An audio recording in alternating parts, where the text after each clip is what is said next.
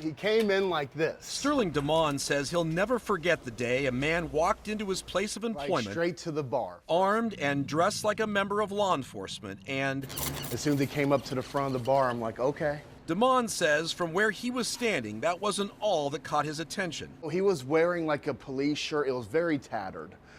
He was wearing an ATF-like vest, again, very tattered. DeMond says the man, later identified by police as 41-year-old Ryan Stalk, claimed he was looking for a woman with short blonde hair who was trying to break into his truck. He was just jittery the whole time, and for me, I just felt that he didn't have a presence of somebody that is in law enforcement. So you didn't think he was a real cop? Not at all, not at all. Calls to 911 from inside the bar back up his story. He skirted around the room like a commando, like he was like, a cop walking in on a mission. DeMond says the only thing on his mind was to keep his customers safe. My mindset was, okay, I need to create peace in a hostile situation right now. According to this police search warrant, the man wearing an ATF shirt with a gun and badge on his hip went inside the male and female restrooms looking for a woman with blonde hair and demanding answers to questions no one could answer. I'm like, sir, no one fits that description here. And then his reaction was, all right, and just dipped right out front right afterwards. Stalk would impersonate an ATF officer at several businesses in Columbus, including at this cafe, where a 911 call was made from a concerned worker. What did he do with the gun when he came into the building? He just put it out, and he's parked on the side of the road, and he's weird. He's like on drugs, honestly. According to the warrant, a man matching Stalk's description, dressed as law enforcement, came to the business apparently to catch someone near the bathroom.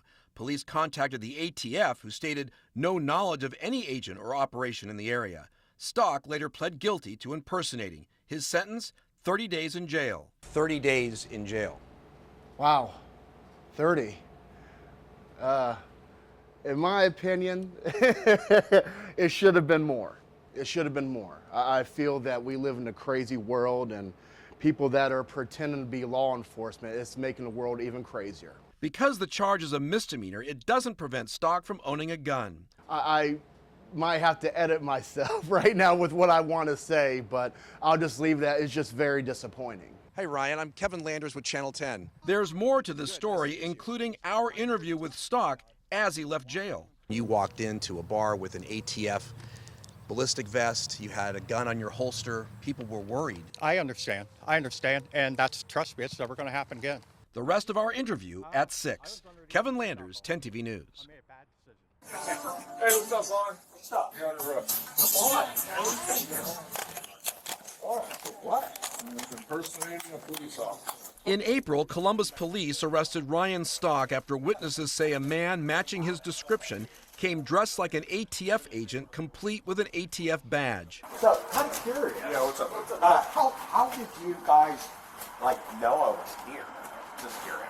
Yeah, so your truck. You're Ryan? 3 months later. Hey Ryan, I'm Kevin Landers with Channel 10. We caught up with him outside the Pickaway County Jail after serving time on a probation violation.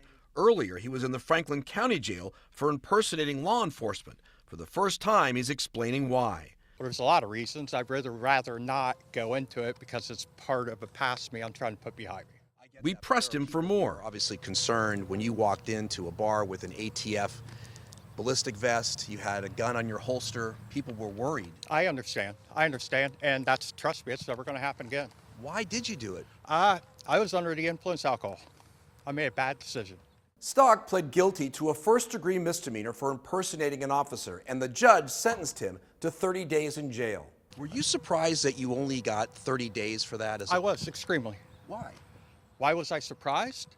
Why, I thought I was going to get more. During his interrogation, police asked him about his weapon. Wasn't even a real gun. It was a BB gun. Outside the jail, he told us he wants to put his crime behind him. I apologize. There's nothing I can do to change the past. All I can do is better myself to the future.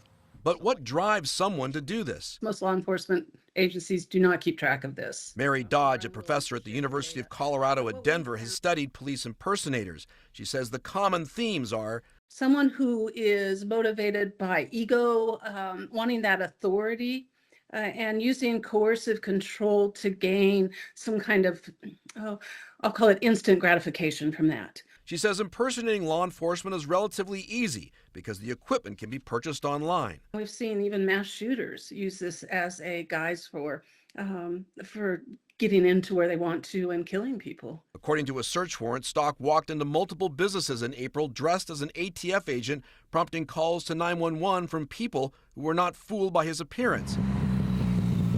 At dirty dungarees on High Street, He was wearing like a police shirt. It was very tattered. Sterling DeMond says Stalk claimed he was looking for someone in the bar.